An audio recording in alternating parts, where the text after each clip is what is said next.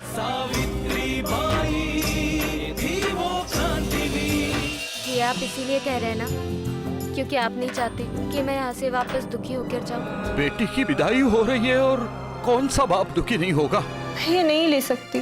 ताई ले लीजिए ना, कल से आपने कुछ भी नहीं खाया। मुझे सजा मिली है और मुझे सजा भुगतनी पड़ेगी। तुम्हारी व्यक्तिगत गलती से हमें कोई सरोकार नहीं, किंतु अगर आपकी गलती धर्म के विरुद्ध हुई तो पेशवा के दरबार में कोई क्षमा नहीं बल्कि दंड मिलता है। सदा मेरा विश्वास तोड़ा है इसने, और आज एक बेटी ने अपने पिता का विश्वास तोड़ दिया, और इसके लिए मैं तुम्हें कभी भी माफ नहीं करूंगा सावित्री। काका, क्या सोच रहे हैं आप?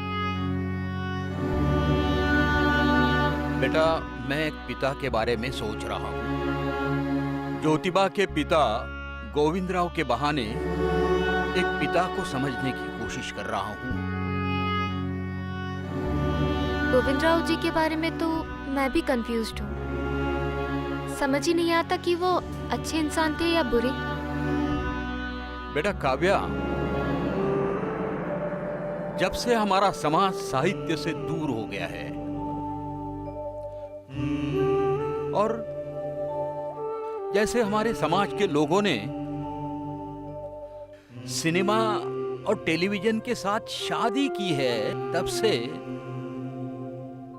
हम इस तरह से सपाट सोचने लगे हैं। अच्छा या बुरा।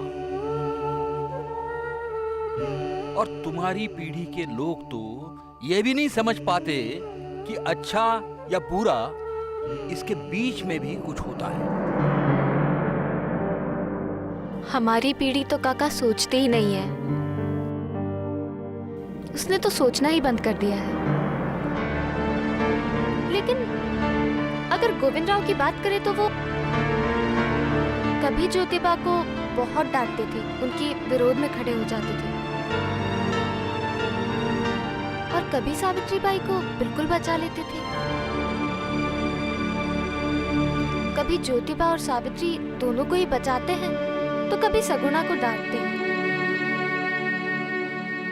उनकी इस सिचुएशन को समझना मेरी समझ में तो नहीं है। गोविंदराव की स्थिति स्पष्ट है। उनकी स्थिति ये है कि जो एक पिता की समाज में स्थिति होती है। पिता बाहरी और भीतरी दो कठिन पाटों में पिस रहा होता है। उसके एक तरफ समाज होता है, दूसरी तरफ परिवार। वो समाज के लिए परिवार को डांटता रहता है और परिवार के लिए समाज को बर्दाश्त करता रहता है। पर वो जो भी करते हैं सब अपने परिवार की भलाई के लिए ही करते हैं। बिल्कुल। इसलिए वो समाज से अधिक परिवार के बारे में चिंतित रहता है, और इसलिए वो समाज को बदलने के बारे में कभी सोच भी नहीं सकता। दूसरे शब्दों में, एक पिता कभी क्रांतिकारी नहीं हो सकता। आप बिल्कुल सही कह रहे हैं काका। जब तक हम जवान रहते हैं तब तक हम समाज से लड़ते रहते हैं, लेकिन जैसे ही शादी, फैमिली, ये सब रिस्पॉन्सिबिलिटीज आ जाती हैं, हम बदल जाते हैं। मैंने अपने कई फ्रेंड्स को देखा है जिनका नेचर शादी के बाद, फैमिली बनाने के बाद बिल्कुल चेंज हो गया। ये तो वही बात हो गई कि पहले ज्योतिबा थे और बाद में गोविंदराव बन गए। जब कोई पुत्र अपने पिता के विरुद्ध जाता है तो पिता को बहुत सारा दुख होता है। वो सोचने लगता है कि मैंने अपने बेटे के लिए सब कुछ तो किया, लेकिन बेटा मुझे समझ नहीं पा रहा है। गोविंदराव कुछ इस तरह के दुख से गुजर रहे थे।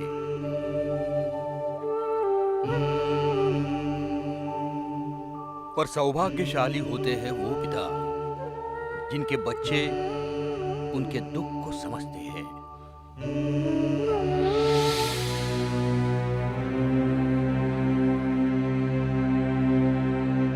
अब इतने भी भोले बनने की कोशिश मत करो। जैसे तुम्हें कुछ पता ही नहीं। मुझे सच में नहीं पता कि क्या हुआ। तुम्हें नहीं पता कि तुम्हारे बेटे ज्योति ने क्या किया? अब ज्योति ने क्या किया? तुम्हें नहीं पता तो ना सही, अब जो भी पता लगवाना हो वो पेशवा के दरबार में लगवाना, समझे?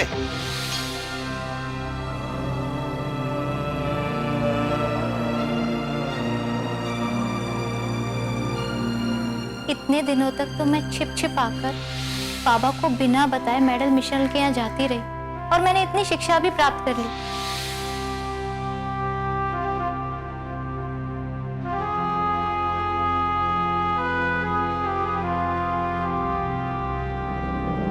बाबा, बाबा मैं जानती हूँ कि मुझसे बहुत बड़ी गलती हुई है, पर मेरी गलती ये नहीं है कि मैंने शिक्षा प्राप्त की। मेरी गलती यह है कि मैंने आपको बिना बताए शिक्षा प्राप्त की। बाबा मैं चाहती हूँ कि मैंने आपका विश्वास तोड़ा है,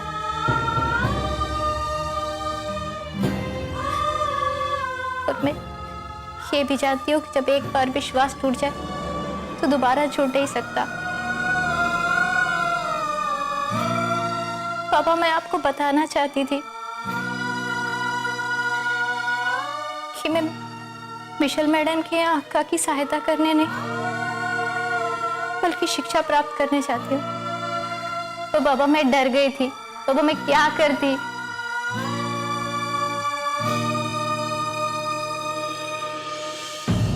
डर गई थी? पढ़ाई करते वक्त डर नहीं लगा? मुझे बताते डर लगा था तुम्हें?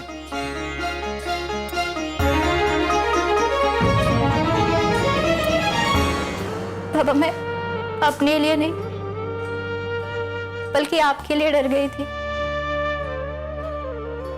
मुझे डर था कि कहीं मैं आपको दुखी ना कर दूं,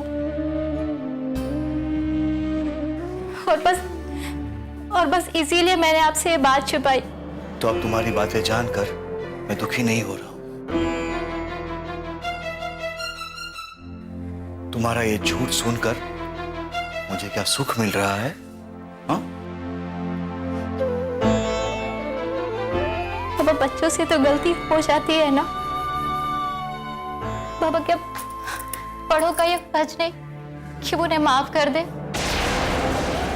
देखो सावित्री, अगर तुम्हारी गलती क्षमा लायक होती तो मैं तुम्हें जरूर क्षमा कर देता।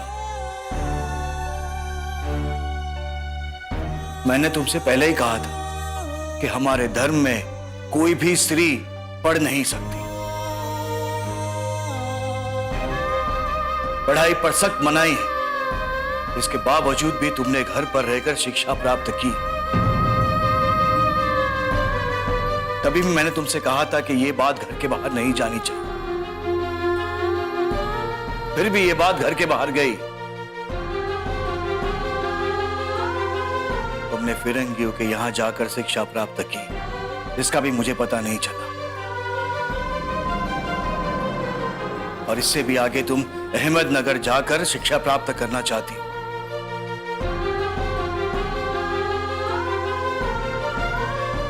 और फिर भी तुम कहती हो कि तुम्हारी गलती के लिए मैं तुम्हें क्षमा कर दूं। बाबा,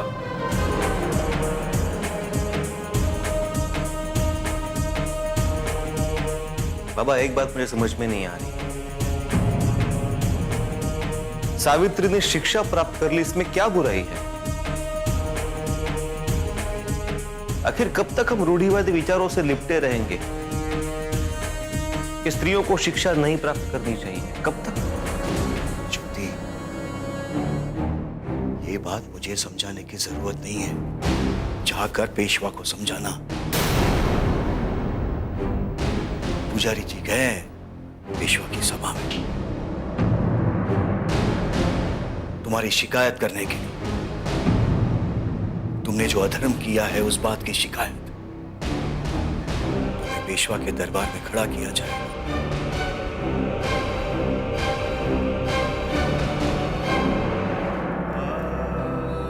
मैं तुम लोगों से नाराज नहीं हूं, बल्कि चिंतित हूं। ज्योति, सावित्री, मैं बहुत प्रेम करता हूं तुम लोगों से, लेकिन धर्म के आगे मजबूर हूं।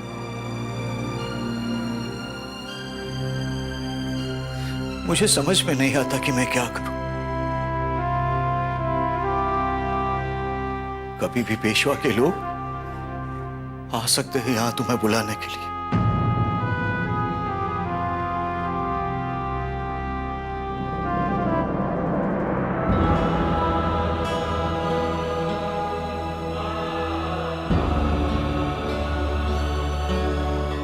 बाबा, पेशवा की चिंता मत करो। अगर आप हमारे साथ हो तो हमें किसी की परवाह नहीं। ज्योति!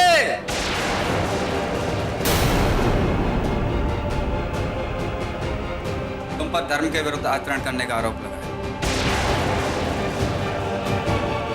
कल सुबह तुम्हें धर्म शिरोमणि पेशवा जी की पंचायत में उपस्थित होना है।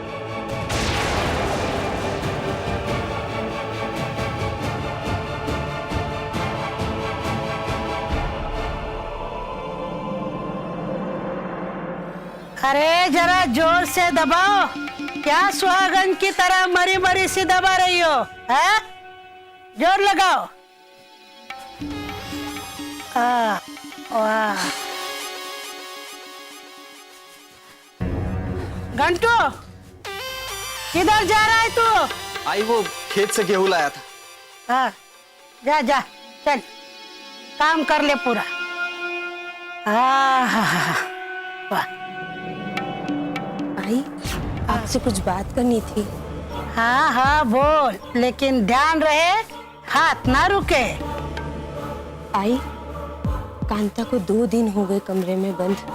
उस बेचारी ने ना कुछ खाया है ना कुछ पिया है। ऐसे में तो उसकी जान चली जाएगी। आई हाँ, अगर आप आज्ञा दें तो मैं दरवाजा खोल दूं। क्या बोली? क्या बोली तू? क्या बोली? कुछ नहीं आई, कुछ नहीं। ज्योतिबा बनने की कोशिश नहीं करना। एक वो ज्योतिबा है वो स्त्रियों की तरफदारी करने लगा है, और ये एक हमारे आश्रम में पैदा हुए हैं। लेकिन आई, अब तेरा पेट नहीं भरा, तुम्हें भी चाहिए 2-4, या तुम्हें भी वो कांता के साथ बंद कर दूं? तुझे भी वो कांता के साथ बंद कर दूंगी, फिर दोनों एक दूसरे की चिंता करते बैठना।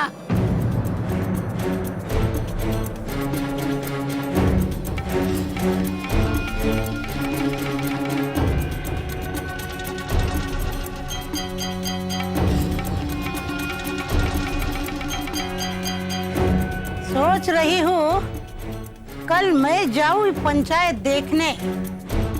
हाँ हाँ आई, जरूर जाना, वैसे भी मुफ्त का मनोरंजन है। कागा, तुला समझत नहीं का? विधवाओं को हंसना मना है। क्षमा कर देना आई, आइंदा से ऐसी गलती नहीं होगी। क्षमा कर दो। तू क्या बैठी है? पैर दबा।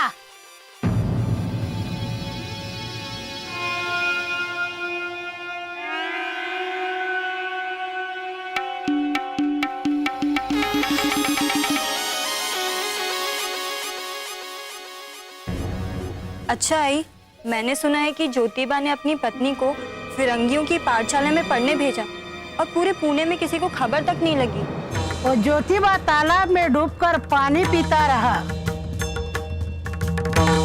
उसे लगा उसे कोई देखता ही नहीं है, लेकिन देखने वाला तो वो है। आखिरकार पेशवाई ने तो उसकी पकड़ ली चोरी। कल उसकी पंचायत में सुनवाई है। पेशवा उसको ऐसी सजा देंगे कि वो स्त्रियों की तरफदारी करना भूल ही जाएगा, कभी नाम नहीं लेगा।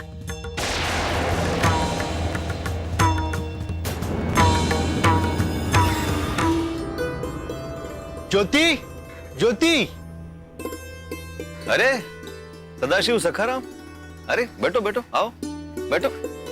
कैसे आना हुआ? हाँ? ज्योति, कल तुम्हें पेशवा के पंचायत में उपस्थित होना है। ओ, तो ये बात तुम तक पहुंच गई? अरे हमें क्या, पूरे पुना को पता है। इसलिए हमने पहले ही तुम्हें बता दिया था कि अपनी पत्नी को मत पढ़ाओ। तो फिर कल के बारे में क्या सोचा है? इसमें सोचना क्या है? मैंने कोई अपराध नहीं किया है, तो फिर डरना क्यों? ज्योति, वो पेशवा है,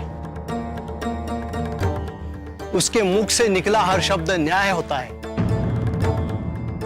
वो किसी की गलती नहीं देखता, उसके सामने किसी का तर्क नहीं चलता। वो किसी का पक्ष नहीं सुनता, सिर्फ दंड देता है। इसलिए हमारे ये मानना है कि तुम पेशवा से माफी मांग लो। अरे हाँ हाँ हाँ, ठीक है, सांस तो लो, बोले ही जा रहे हो। हाँ ठीक है। ज्योति, आप सांस लेने का समय तुम्हारे पास नहीं है। जल्दी जाओ और जाकर जल्द से जल्द पेशवा से माफी मांग लो। अच्छा, पहले मुझे ये बताओ, तुम किसके मित्र हो, मेरे या पेशवा के? तुम्हारे मित्र हैं, इसलिए हम तुम्हें समझा रहे हैं। लेकिन अगर मैंने कोई अपराध किया ही नहीं है तो मैं क्षमा किस बात की मांगू? ज्योति, जिसके पास ताकत होती है उससे बिना गलती के भी क्षमा मांग लेनी चाहिए। हाँ ज्योति, और पेशवा के पास तो वेद, शास्त्र और धर्म की ताकत है, और तुम उनके सामने एक खरगोश समान हो। हाँ, पेशवा के सामने बिल्कुल मैं खरगोश की तरह हूं, लेकिन उस खरगोश की तरह जो शेर को भी अपनी परछाई दिखाकर कुएं में गिरा सकता है। ये मत भूलो कि मेरे पास आधुनिक शिक्षा की ताकत है। तो सिर्फ मेरी ही नहीं, मेरी शिक्षा की भी परीक्षा है। इसका मतलब तुम पेशवा से क्षमा नहीं मांगोगे? नहीं, क्योंकि अगर मैंने क्षमा मांग ली तो ये सिद्ध हो जाएगा कि स्त्रियों का पढ़ना अपराध है। मैं क्षमा नहीं मांगूंगा, मैं पेशवा से लड़ूंगा सत्य के लिए, और ये सिद्ध कर दूंगा कि स्त्रियों को भी शिक्षा पाने का पूरा अधिकार है। एक दोस्त होने के नाते हमारा काम है तुम्हें समझाना। हालांकि हम ये भी जानते थे तुम हमेशा की तरह हमारी बात नहीं मानोगे। प्रत्यक्ष रूप से नहीं, परोक्ष रूप से हम तुम्हारे साथ हैं। अच्छा ज्योति, और उसके लिए धन्यवाद।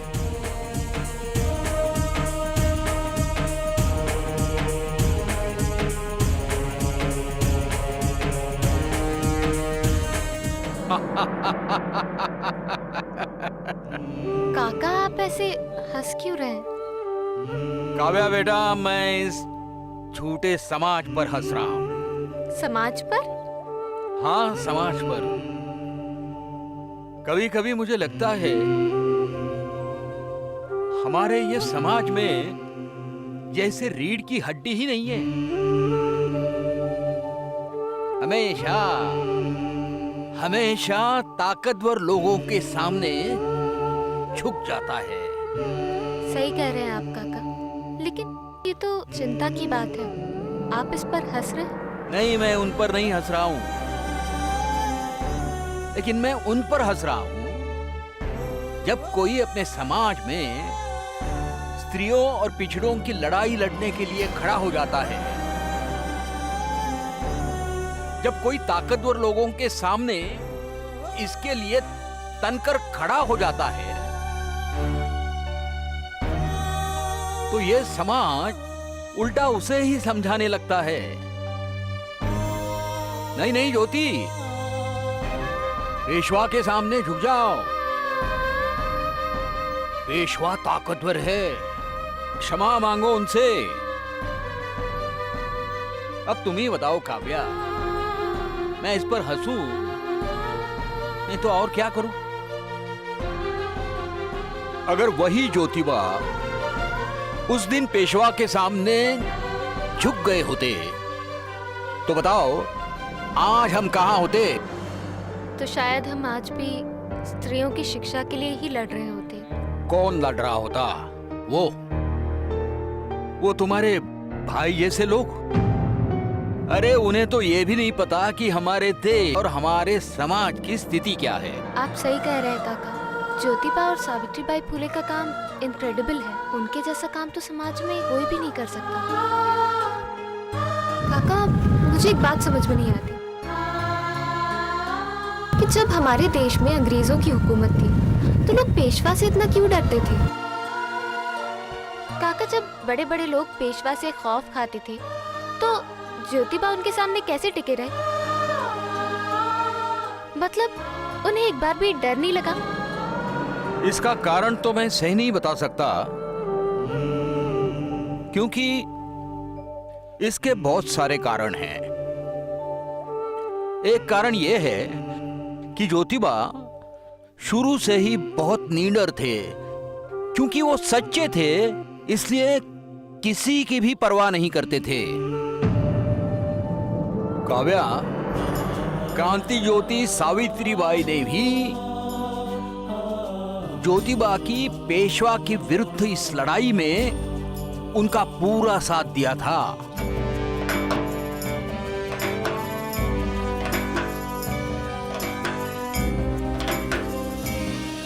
क्या कल होने वाली पेशवा की पंचायत को लेकर परेशान है? सावित्री, मैं पंचायत से परेशान नहीं हूँ। सभी लोग मुझे यही कह रहे हैं कि मैं पेशवा से जाके क्षमा मांग लूं। मेरे मित्र भी।